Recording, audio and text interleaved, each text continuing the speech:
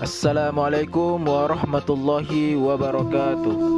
Nama saya Muhammad Taufik Dahri, mahasiswa jurusan Psikologi UIN Maulana Malik Ibrahim Malang. Kali ini saya akan membahas biografi tokoh ulama. Beliau merupakan salah satu ulama yang mempunyai andil dalam kodifikasi ilmu Islam. Beliau telah memberi sumbangsih kepada peradaban untuk dikaji sebagai teladan. Karya-karya beliau tidak hanya terbatas di satu bidang, melainkan di berbagai bidang. Beliau bernama Syekh Zakaria Al-Ansari atau Syekhul Islam. Nama lengkap beliau adalah Zainuddin Abu Yahya Zakaria bin Muhammad bin Ahmad bin Zakaria Al-Ansari As-Sunaiki. Syekh Zakaria Al-Ansari dilahirkan di Sunaikah, Timur Mesir pada tahun 824 Hijriah.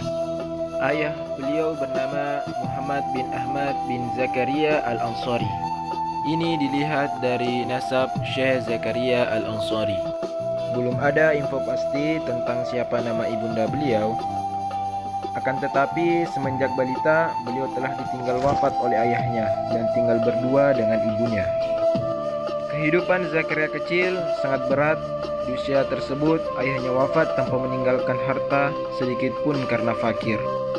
Walau demikian, beliau sangat antusias dalam mencari ilmu. Di usianya yang masih dini, beliau belajar di Maktab Sunaikah, yaitu tempat yang menjadi pusat peradaban di desa Sunaikah, untuk menghafal Al-Quran dan mempelajari beberapa kitab mukhtasar. Ketika berusia 18 tahun, ibunda Syekh Zakaria meminta Syekh Salih Rabi bin Abdullah As-Sulami untuk membawa Syekh Zakaria ke kota Kairo. Syekh Salih ini pernah mendapati seorang perempuan yang tak lain adalah ibu Syekh Zakaria ketika beliau berkunjung ke desa Sunaikah. Saat itu ibunda Syekh Zakaria hendak meminta pekerjaan kepada Syekh Salih demi keluarganya. Singkat cerita, itulah awal pertemuan ibunda Syekh Zakaria dengan Syekh Salih. Syekh Salih berkata, "Jika ibu setuju, akan saya bawa Zakaria ke Al-Azhar untuk membantu pekerjaan dan sekaligus belajar di sana. Saya akan menanggung kehidupannya."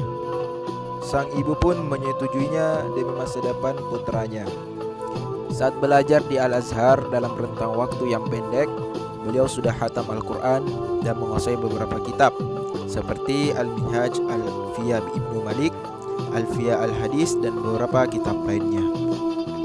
Beliau sangat berterima kasih atas perhatian dan kasih sayang dari Syekh Salih dan keluarga. Meski demikian, tidak sepenuhnya mengandalkan kehidupan yang diberikan olehnya. Pernah suatu hari beliau menetap di emperan Masjid Al-Azhar. Bila malam terasa dingin dan membuat perutnya lapar, ia menahan atau terpaksa memakan sisa makanan seperti kulit semangka yang sudah dibuang orang. Inilah rila pertamanya belajar di Al-Azhar. Kemudian beliau kembali ke kampung halamannya untuk bekerja dan bertemu dengan ibunya. Beberapa waktu kemudian, Zakaria muda kembali ke Al-Azhar. Di rihla keduanya, beliau mempelajari hampir semua kitab dalam berbagai cabang keilmuan, termasuk matematika, seni menulis indah, dan ilmu retorika. Jangan heran bila mana para gurunya memberi pujian dan ijazah yang sempurna.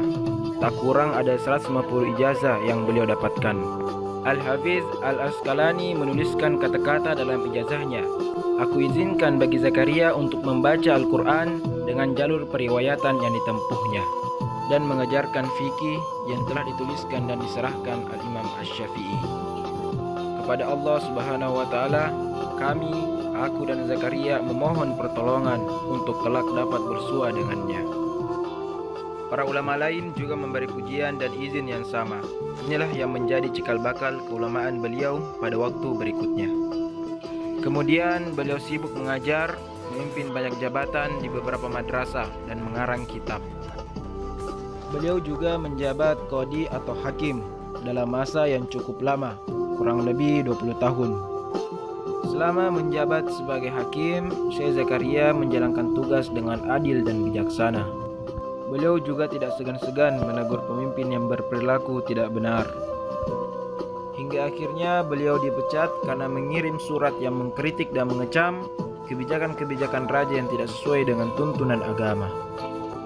Setelah lepas dari tugasnya sebagai hakim, beliau kembali sibuk dengan tugas utamanya sebagai ulama, mengajar dan mengarang. Akhlak beliau sangat menghormati orang tua, khususnya ibu, menghormati guru-gurunya dan juga kesederhanaan beliau. Karya-karya beliau berkisar pada bidang akidah, fikih, usul fikih, tasawuf, faraid, mantik, hadis, nahwu dan sebagainya. Syekh Abdul Wahab Asy-Syarani merupakan murid beliau berkata, "Selama 20 tahun melayani beliau, tidak pernah saya melihat beliau alpa sedikit pun. Maksudnya, beliau tidak pernah melakukan suatu pekerjaan yang tidak ada artinya, baik siang maupun malam." Seiring bertambahnya usia beliau selalu melakukan sholat sunnah secara sempurna.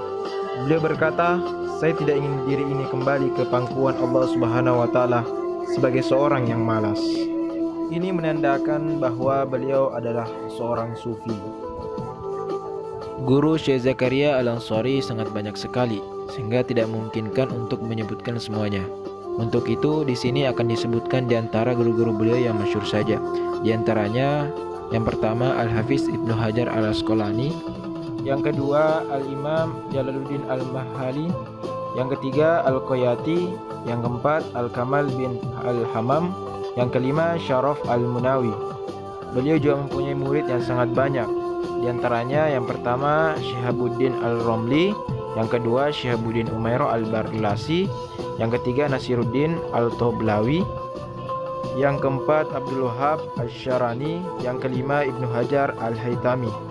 Karya-karya beliau sangatlah banyak, lebih dari 50 karya dalam setiap bidang keislaman yang telah beliau buat. Berikut beberapa karya beliau. Yang pertama, kitab Fathur Rahman dalam bidang tafsir. Yang kedua, kitab Tuhfatul Al-Bari A'la Sahih Al-Bukhari dalam bidang hadis.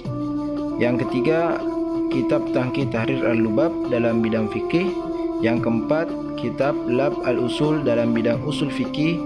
Yang kelima, Syarh Tudzur Al-Dhahab dalam bidang nahwu. Dan yang keenam adalah kitab Syarh Risalah Al-Kusyairi dalam bidang tasawuf. Beliau wafat pada tahun 926 Hijriah atau 1423 Masehi pada usia 100 tahun lebih, dan dikebumikan di kota Karafah, Kairo, depan makam Imam Syafi'i. Selama hidup, kehidupan beliau diisi penuh dengan ilmu, pendidikan, dakwah, dan mengajar, hingga menjadi qadhi agung. Sekian dan terima kasih. Wassalamualaikum warahmatullahi wabarakatuh.